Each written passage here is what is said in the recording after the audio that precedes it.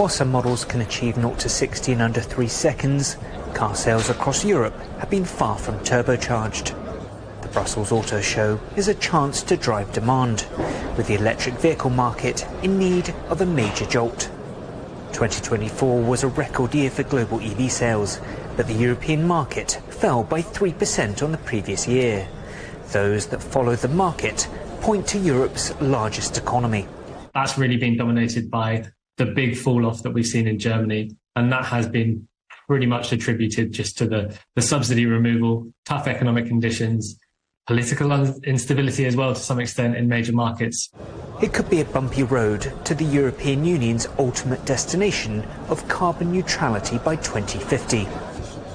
By the end of the year, vehicles must produce 15% less CO2 compared to 2021 levels, or face fines.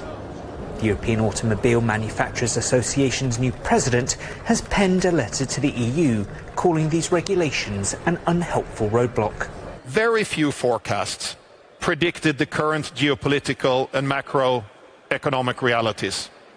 Yet the majority of European political goals and guidelines are based on forecasts that have not materialized. The group is calling for a less rigid path to decarbonisation, one that's market and not penalty driven. Automakers warned that these penalties could hurt both competitiveness and innovation. That could mean delays in getting new concept vehicles like flying cars off the ground.